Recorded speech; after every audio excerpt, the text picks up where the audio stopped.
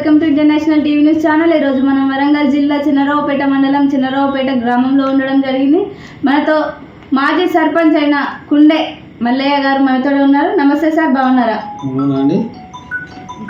Sir, గత 5 సంవత్సరాలుగా మీరు చేసిన అభివృద్ధి కార్యక్రమాలు ఏంటో చెప్పండి సార్. చిన్నరావుపేట గ్రామంలో మాది మండల హెడ్ క్వార్టర్ అయినప్పటికీ కూడా మా స్థానిక అప్పటి మాజీ ఎమ్మెల్యే గారి వారి యొక్క ఆశీస్సులతో మా చిన్నరావుపేటలో సుమారు 3 కోట్ల సిసి రోడ్డు ఇంటర్నల్గా చేయడం జరిగింది. అట్లాగే రైతు వేదిక 22 లక్షలతో రైతు వేదిక నిర్మించడం జరిగింది. మహిళా సమైక్య బిల్డింగ్ 50 లక్షలతో సమైక్య బిల్డింగ్ నిర్మించడం జరిగింది. అట్లాగే 20 లక్షలతో మన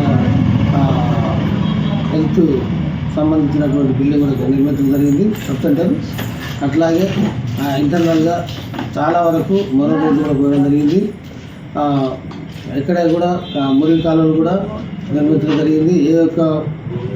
మన గ్రామం ఏ యొక్క వీధికి పోయినా కూడా అంతర్గత అన్ని రోడ్లు దాదాపుగా 90% మనకి అప్పటి మాజీ ఎమ్మెల్యే గారు అయినటువంటి ఆయన ఆశీర్వతో అన్ని చేయడం జరిగింది. అభివృద్ధి పదంలోకి చాలా తీసుకుపోవడం కూడా జరిగింది. ఓకే సార్, మీ గ్రామంలో ఎలాంటి సమస్యలు ఉన్నాయి సార్? ఇప్పుడు ప్రజెంట్ సమస్యలు అనేది దాదాపు తక్కువనే ఉన్నాయి. కాకపోతే ఏంటంటే ఇప్పుడు పట్టించుకునే వాళ్ళు లేరు. అంటే పరిపాలన అనేది ఇప్పుడు స్థానికంగా ప్రజాప్రతినిధులు లేకపోవడం వల్ల అది అధికారుల పరిపాలన కాబట్టి వాళ్ళు ఇప్పుడు ఇన్ఛార్జీల వల్ల వాళ్ళు మనకు అందుబాటులో ఉండక సరి అయిన సదుపాయాలు కల్పించలేకపోతున్నారు. దాని మన ఇప్పుడు అంతర్గత సీసీ రోడ్లలో కానీ వాటిని శుభ్రం చేయడంలో కానీ మురికాలను సాగు చేయించడంలో కానీ పబ్లిక్ సరైన నీటి సరఫరా కూడా అందించడం వల్ల కానీ మొత్తం నిధుల కొరత వల్ల సిబ్బంది కూడా శాలరీ ఇవ్వలేక సిబ్బంది కూడా సరైన పని చేయక సిబ్బంది కూడా సరిగ్గా చెప్పకుండా శాలరీస్ ఇవ్వకపోవడం వల్ల వారికి ఇబ్బందులు పడడం వల్ల కూడా వారు సరిగా పని చేయలేక అధికారులు పరిపాలన వాళ్ళు పట్టించుకోకపోవడం వల్ల చాలా నిర్లక్ష్యానికి గురవుతుంది. పోతే ఇంకా మనకు వాళ్ళు సిబ్బందికి శాలరీస్ ఇవ్వడం వల్ల వాళ్ళు పనిచేసే అవకాశం ఉంది. వాళ్ళకి శాలరీస్ ఇవ్వకపోయేసరికి వాళ్ళు కూడా పని చేయలేకపోతున్నారు. సరైన టైంలో శాలరీస్ ఇస్తే మాత్రం వాళ్ళు కూడా పని చేయడం సుముఖంగానే ఉండు, కానీ వాళ్ళు శాలరీ ఇవ్వకపోవడం వల్ల వాళ్ళు పని చేయలేకపోతున్నారు. ఓకే సార్, మిమ్మల్ని ఏకీగ్రహం. ఓకే సార్, మీకు ఓటు వేసి గెలిపించిన ప్రజలకు మీరు ఏం చెప్పాలనుకుంటున్నారు? ఓటు వేసిన ప్రజలకు వాళ్ళ కృతజ్ఞత తెలుస్తాం ముఖ్యంగా. ఎందుకంటే వారి యొక్క ఆశీస్సులతోనే నేను గెలవడం జరిగింది.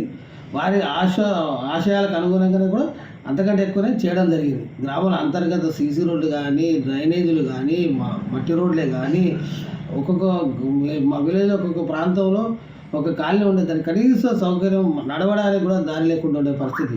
అలాంటి వాటికి మట్టి రోడ్లతో సైతం పోసి సీసీ రోడ్లు కూడా పోయడం జరిగింది. వారి అనుకున్న ఆశయాల కంటే ఎక్కువనే చేయడానికి కూడా జరిగింది. ఓకే సార్, మళ్ళీ నామినేషన్స్ రాబోతున్నాయి, నిల్చుందామని అనుకుంటున్నారా సార్? అది ఇప్పుడు బీసీ కులగణన అనేది గవర్నమెంట్ చేపడుతుంది. సరే, దాని మనకు ఇంతవరకు మా కాడ సర్పంచ్ అనేది మహిళ అనేది రాలేదు. నాకు తెలిసి మహిళా అభ్యర్థి వచ్చే అవకాశం ఉంది, మా బీసీ మహిళ.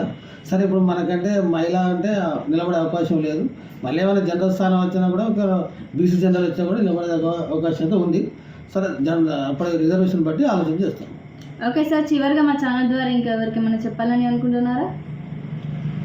ముఖ్యంగా ప్రజలకు మాకు అందుబాటులో ఎవరు వచ్చినా రేపు పొద్దుగల గ్రామానికి ఎవరు సర్పంచ్ అయినా వారు ప్రజలకు అందుబాటులో ప్రజలకు కష్ట సుఖాల్లో పాల్పంచుకుంటూ ప్రజలకు కావాల్సిన తోడ్పాటు అందించి చేదోడు వాడుకు ఉండాలని కోరుకుంటున్నాను. Okay sir, thank you. So ఇదండి టుడే వీడియో.